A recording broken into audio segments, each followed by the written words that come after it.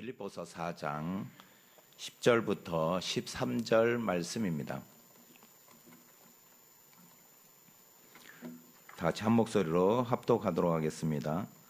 합독하겠습니다. 시작.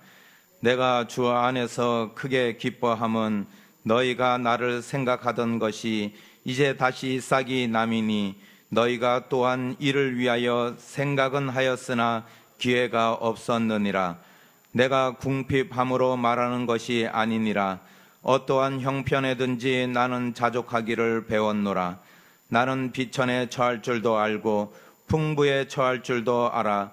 모든 일 곧 배고픔과 풍부와 궁핍에도 처할 줄 아는 일체의 비결을 배웠노라. 내게 능력 주시는 자 안에서 내가 모든 것을 할 수 있느니라. 아멘. 하나님 영광 받으신 줄 믿습니다. 다 함께 오른손을 들고 선포 기도하고 나가겠습니다. 네. 아멘을 크게 외치시고 우리 유튜브로 예배드리시는 성도님들도 아멘을 크게 외치시면서 채팅창에 아멘을 치시기 바랍니다. 예수 그리스도의 이름의 권세로 명령한다. 오늘 예배하는 모든 성도들에게 형통할지어다. 아멘. 축복으로 회복될지어다. 아멘. 자녀들에게 은혜가 임할지어다. 아멘. 닫혔던 문들이 열릴지어다. 아멘. 답답한 심령들이 시원케 될지어다. 아멘. 할렐루야. 아멘. 할렐루야. 아멘. 감사합니다. 선포된 대로 될 줄 믿습니다. 우리 주원이가 유치원 다니고 어렸을 때 항상 잘 부르던 찬양이 뭐냐면은 그때 싹트네 아시나요? 싹트네?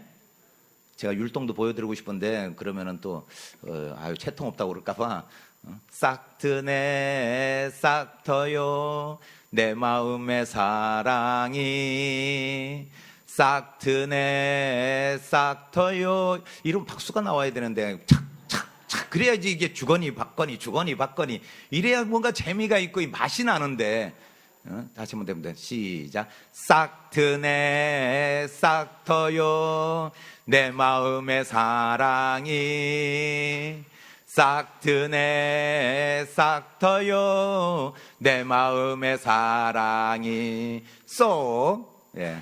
아멘. 이 싹트네 이 음악을 들으면 저희 이제 가족들 이제 카페가 있는데 다음 카페에 보면은 저희 가족들 카페가 있는데 거기에 이제 영상이 이렇게 올라가 있어요. 그러면 예전에 어렸을 때 우리 예원이 주원이 이제 뭐 찬양하던 거 막 이런 걸 올렸는데 거기에 이제 싹트네 이제 불렀던 노래 이제 그게 이제 있는데 제가 이제 이 말씀을 준비하면서 이제 그 영상을 한번 이렇게 쭉 보니까 참 옛날 생각이 나더라고요. 옛날에 참 얘네들이 어렸을 때 나는 그래도 좀 젊었을 텐데 이렇게 생각을 했었는데 왜 제가 이거 싹트네 이야기를 하냐면은 오늘 말씀해 보면은 다시 싹이 남이니 이렇게 이야기하고 있습니다.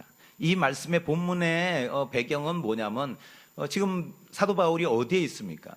감옥에 갇혀 있습니다. 감옥에 갇혀 있기 때문에 그동안 빌립보 교회 성도들에게 이런 헌신과 헌금을 받다가 이게 중단되었던 것 같아요. 한참 동안 중단되었다가 지금 이 감옥에서 에바브로디도를 만났던 거죠. 에바브로디도를 통해서 빌립보 성도들의 그 헌금과 그리고 그들의 헌신하는 그런 것을 이제 받게 되었다는 거예요. 그래서 이 헌신의 싹이 다시 이제 트기 시작했다 하면서 10절에 내가 주 안에서 크게 기뻐하면 너희가 나를 생각하던 것이 이제 다시 싹이 남이니 이렇게 이야기하고 있습니다. 싹이 다시 남이니 이 싹이라는 싹이 남이니 이 단어는 우리는 싹하고 나다 하는 두 개의 단어가 돼 있지만은 이 원어로 보면은 합성어로 인해서 한 단어로 돼 있어요. 원어에는. 그러면은 이 단어에는 뭐냐면은 아래에서 위로 그다음 위를 향하여 하는 단어와 그리고 회복되다 그리고 다시 살아나다 그리고 다시 이게 um이 트다 뭐 이런 의미의 단어와 두 단어가 합성화가 돼 가지고 그 단어가 나와요. 이 싹이 난다라는 의미에서 우리가 나무를 보면은 겨울에 다 죽은 나무 같지만은 그 나무가 봄이 되면은 싹이 나기 시작합니다. 싹이 나면서 그 나무가 살아있구나. 그 나무가 죽지 않고 살은 나무구나. 이것을 알게 되는 거죠. 그 이야기 속에서 우리는 오늘 이 싹이 난다라는 말씀 속에서 사도 바울은 빌립보 성도들에게 그런 사랑과 배려를 받고 열심히 사역을 감당했다는 거예요. 사도 바울이 그렇기 때문에 이 빌립보 성도들에게 그 감사함을 늘 잊지 않고, 내가 다시 크게 기뻐한다는 것은 이 기쁨의 원인이 그 헌신, 그리고 빌립보 성도들이 나에게 베풀어주는 그런 배려와, 그리고 나를 이렇게 돌보기 위해서 헌신하는 그런 모습을 통해서 사도 바울은 이 싹이 다시 남음으로 인해서 내가 기뻐한다고 오늘 이야기하고 있습니다. 사도 바울이 에베소 교회 그 장로들에게 고별 설교하면서 사도행전 20장 35절에 이렇게 말씀하고 있습니다. 범사에 여러분에게 모범을 보여준 바와 같이 수고하여 약한 사람들을 돕고, 또 주 예수께서 친히 말씀하신 바 주는 것이 받는 것보다 복이 있다 하심을 기억하여야 할지니라. 이렇게 사도 바울이 에베소 교회 장로들에게 고별 설교한 적이 있어요. 이것처럼 우리가 받는 것보다 주는 것이 기쁘다, 복되다, 이렇게 예수 그리스도의 가르침을 너희들이 알아야 된다고 이야기하고 있습니다. 그만큼 우리가 믿는 사람의 그 믿음 가운데는 우리가 받는 것이 당연한 것 같지만은 그 받는 것보다 주는 것이 기쁨이 되어야 된다는 것입니다. 이것이 바로 우리가 하나님께 헌금하고 교회 봉사하고 충성하고 이러는 것이 바로 믿음 있는 사람들의 행동이라는 거예요. 이것이 바로 믿는 사람의 바른 자세라는 거죠. 싹이 난다는 것이 바로 나무가 살아있다는 증명하고 증거이듯이, 우리가 그런 헌신과 그리고 우리가 다른 사람을 돌보는 것, 이것이 바로 믿음이 살아있다는 거예요. 믿음이 살아있는 믿음을 소유한 사람들이라는 거예요. 그렇지 않고는 믿는다고 하면서 왜 그렇게 해? 이런 소리를 들을 수밖에 없다는 거죠. 죽은 믿음이라는 거예요. 죽은 나무는 싹이 나지 않아요. 그래서 제가 우리 오늘 예배 드리는 성도님들에게 제가 제안을 한 가지 드리고 싶어요. 이번 한 주간 이웃이 되었든 또 인척이 되었든, 또는 지나가다가 불쌍한 분을 만나든, 아니면 성도 간에 꼭 한번 베품이 있었으면 좋겠어요. 예? 내가 누군가에게 꼭 선의의 베품, 아니면 내가 다른 사람들에게 친절을 한번 베풀어야 되지 않는가. 그렇게 할 수 있나요?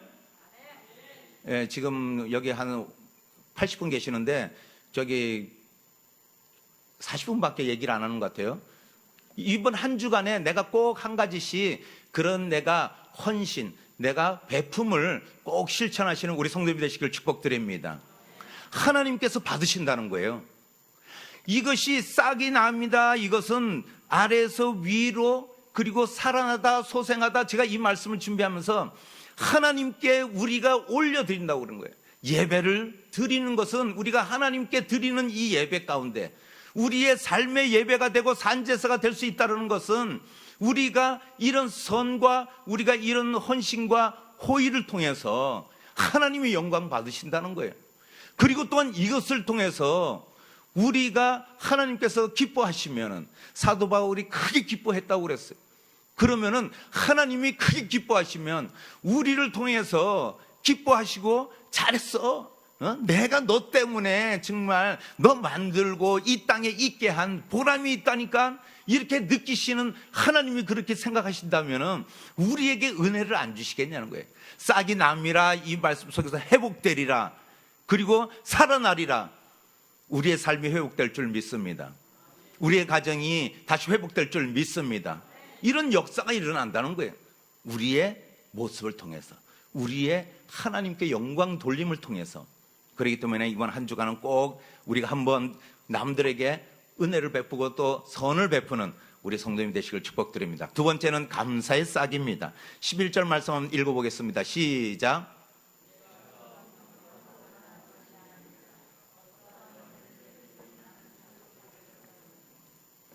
이 말씀 속에서 내가 궁핍함으로 말하는 것이 아니라고 말하고 있습니다. 이 이야기 속에서 사도 바울이 그 헌신을 통해서 기뻐한다고 그랬는데, 그러나 내가 궁핍해서 내가 이렇게 기뻐하는 것이 아니라는 거예요. 내가 궁핍한 것이, 그런데 감옥에 있기 때문에 궁핍하지 않나요? 근데 이 말씀 속에서 사도 바울이 뭘 이야기하고 싶어 하겠냐는 거예요.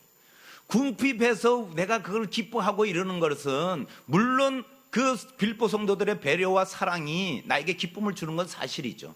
그러나 우리가 궁핍해서 사도 바울이 이 이야기를 한 것이 아니라 이것은 이 기쁨이 하나님과 연결되어 있는 기쁨이라는 거예요. 이것이 내가 있을 때는 내가 감사하고 없으면 내가 원망하고 이런 것이 아니라 내가 지금 상황이 궁핍할지라도, 그러나 내가 궁핍해서 말하는 것이 아니다. 내가 여러분들의 그런 사랑과 배려, 하나님을 사랑함으로, 제가 그래서 우리 성도님들이 어떤 때는 이렇게 명절이나 이럴 때 이렇게 서로 이렇게 나눔을 이렇게 또 베품을 이렇게 주실 때 정말 저는 늘 그 마음 가운데 제가 무슨 받을 자격이 있나요? 우리 성도님들의 사랑 받을 자격이 있나요?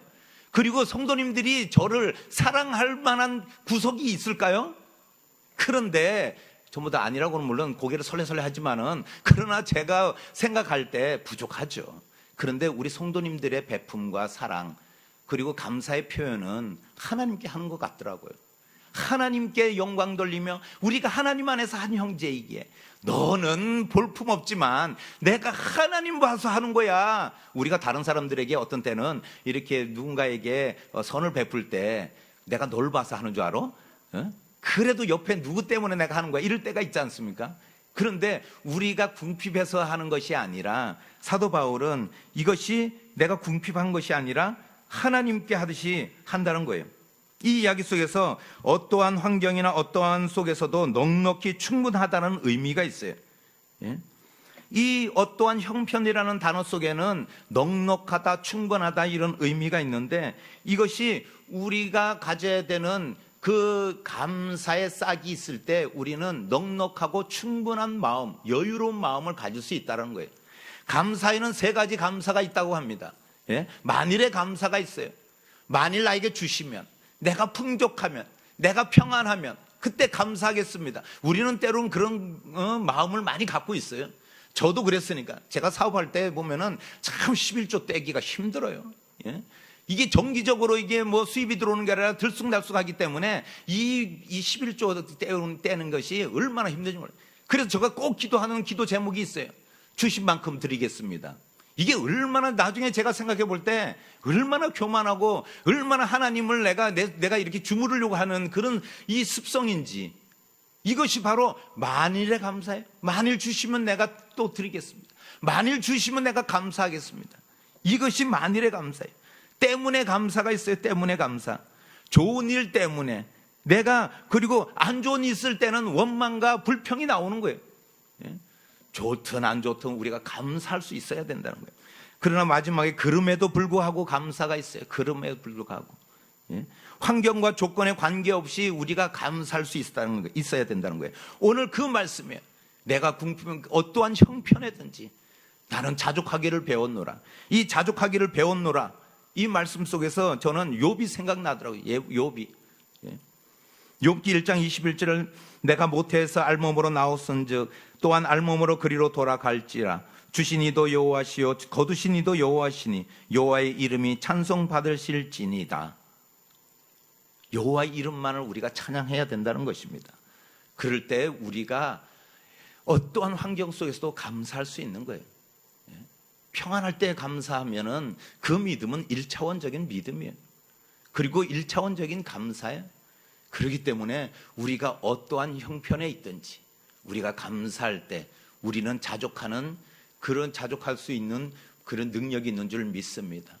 자족할 수 있는 것은 내가 내 스스로 뭔가를 해결할 이것이 풍족하고 넉넉함을 의미하고 있지 않아요? 많아서 풍족해지는 게 아니에요. 우리가 갖고 있는 것에 크고 적고가 문제가 아니라 우리가 감사에 우리가 싹을 틔우고 있는가, 우리가 감사할 수 있는 마음이 있는가, 이것을 통해서 우리가 넉넉한 사람과 넉넉하지 못한 사람이 있는 거예요. 아무리 많아도 얼마나 넉넉하지 못해서 그렇게 아둥바둥 살아가는 사람들이 얼마나 많은 줄 몰라요. 그렇기 때문에 늘 감사가 넘쳐나는 우리 성도님 되시기를 축복드립니다. 또 한 가지는 믿음의 싹입니다. 이 12절 말씀 읽어보겠습니다. 시작. 나는 비천에 처할 줄도 알고 풍부에 처할 줄도 알아. 모든 일 곧 배부름과 배고픔과 풍부와 궁핍에도 처할 줄 아는 일체의 비결을 배웠노라. 우리는 이런 속담이 있습니다. 개구리 올챙이적 생각 못한다고. 옛날 일을 생각 못하는 거죠. 우리가 옛날 일을 생각 못하는 것은 뭐냐면 우리가 앞에 것만을 바라보고 가다 보면 어떤 때는 우리가 과거에 우리가 받은 은혜를 잊어버릴 때가 많아요. 그리고 하나님의 구원의 역사와 하나님의 그 은혜, 사랑을 잊어버릴 때가 너무나 많다는 거예요. 항상 내가 그것을 살피라는 거예요. 로마서 10장 17절 그러므로 믿음은 들음에서 나며 들음은 그리스도의 말씀으로 말미암느니라. 어제 우리 김지영 목사님이 일부 예배 때 찬양했던 것처럼 믿음이 이기네 믿음이 이기네 주 예수를 믿음이 온 세상 이기네. 어제 그냥 김진영 목사님이 일부 때 그냥 이 찬양을 하는데 이 또 번안을 해야 편곡을 했다고 그래나 하여튼 그 얼마나 신나게 그냥 얼마나 은혜가 되는지 몰라요. 믿음이 이기는 거야. 믿음 없으면 우리는 이길 수 없어. 믿음이 있어야 이기는 거야. 예? 제 마음 가운데 그런 마음이 생기더라고요. 믿음이 있어야지. 믿음으로 말미암아 했어요. 그러나 오늘 로마서 말씀처럼 들음에서 그랬다는 거예요. 오늘 우리가 일체의 비결을 배웠다고 그랬어요. 예? 이 자족하는 비결을 배웠어요, 사도 바울이. 그런데 이것을 어떻게 배웠느냐? 들음으로 배웠다는 거예요. 경험으로 배웠다는 거예요. 우리의 믿음은 그냥 생기지 않아요. 들음에서 나고 믿음은 경험에서 나는 거예요. 믿음이 큰 사람은 어떤 큰 경험들이 있는 거예요. 하나님 만난 경험이 있는 사람은 믿음이 커요. 그리고 그런 사람들은 아무리 폭풍우가 몰아쳐도 넘어지지 않는다는 거예요. 쓰러지지 않아요. 시험에 들지 않아요. 낙심하지 않아요. 이것이 바로 믿는 자들이 큰 믿음을 소유하고 있느냐, 이걸 볼 때 우리가 그런 경험이 필요하다는 거예요. 이제 7월 25일까지 우리가 성령 충만을 위해서 우리가 성령 강림 주간으로 지키고 있어요. 그것을 기도해야 돼요. 내 믿음이 적은가? 속상해요? 그러면 기도해야죠. 억울해요? 기도해야죠. 그것은 뭘 위해서 기도해요? 달라고? 안 주면 어떡할 건데요? 그런데 우리가 반드시 너에게 주시리라. 예루살렘에서 기다리라. 사도행전 2장에서 말씀하신 것처럼 우리가 성령 받을 때가 기도해야 돼요. 충만하게 받을 수 있도록 기도해야 돼요. 이것이 바로 우리의 믿음의 성장이라는 거예요. 믿음의 성장. 예? 믿음의 사람으로 우리가 살아가는 거예요. 예? 그래서 믿음이 이긴다는 거예요. 마지막으로 우리의 능력의 싹입니다. 이것은 예수 그리스도의 싹이에요. 우리 몸에 예수 그리스도의 싹이 나야 돼요. 예? 우리가 이 세상 살아가면서 내 육신은 점점 세해지지만은 그러나 우리의 말, 우리의 행동, 우리의 모습에서 이 예수 그리스도의 싹이 나야 돼요. 그것이 바로 능력이에요. 능력. 13절 말씀 보면 내게 능력 주시는 자 안에서 내가 모든 것을 할 수 있느니라. 할 수 있느니라. 우리는 할 수 있습니다. 왜냐하면 우리 안에 능력 주시는 예수 그리스도를 우리가 품고 있기 때문에. 예? 우리가 통장에 돈을 많이 품고 있으면 우리가 능력 있는 것 같지만은, 예? 아무리 많은 우리 지금 저기 삼성그룹의 부회장님도 회장님이신가요? 하여튼 그분도 아무리 많아도 어쩔 수 없는 상황에 부딪히잖아요. 예? 그렇듯이 우리가 뭐 거기 가고 싶어서 가겠어요? 예? 그런데 그것은 내가 아무리 많은 것을 갖고 있어도 내가 어떻게 하겠어요? 예? 그런 것을 우리가 내가 능력 주시는 자 예수 그리스도의 영 그리고 예수님의 그 은혜를 품지 않고는 우리가 할 수 없는 게 너무나 많다는 거예요. 여기서 말씀 가운데 모든 것을 할 수 있대요. 모든 것을. 능력 주시는 자 안에서. 능력 주시는 자가 누구겠어요? 예수 그리스도 아니겠어요? 예수 그리스도. 우리가 예전에 봤던 빌립보서 1장 20절에서 21절 나는 간절한 기대와 소망을 따라 아무 일에든지 부끄러워하지 아니하고 지금도 전과 같이 온전히 담대하여 살든지 죽든지 내 몸에서 그리스도가 존귀하게 되게 하려 하나니 이는 내게 사는 것이 그리스도니 죽는 것도 유익함이라. 사도 바울이 이렇게 고백했어요. 내가 살고 죽는 이것도 내가 그리스도가 존귀하게 된다면은 그것 아무 문제 되지 않는다는 거예요. 우리가 살고 죽는 문제, 우리가 왜 두려워하겠어요? 죽을까봐 두려워하지 않겠어요? 그러니까는 사형수도 이렇게 계단에 올라가다가 계단이 확 부서지면은 넘어져가면서 일어나면서 뭐라고 그래요? 아이고 계단에 떨어져 죽을 뻔했네. 그렇게 한대잖아요, 사형수가. 예? 그러기 때문에 그만큼 우리가 죽는 거에 두려움이 다 있어요. 그러나 우리의 이 능력 주시는 자 안에서 우리가 능력으로 나갈 수 있는 것은 무엇이냐면은 예수 그리스도가 내가 그 예수 그리스도의 영을 품고 있고 늘 우리가 성령 충만하면은 그것이 뭐가 두렵겠냐는 거예요.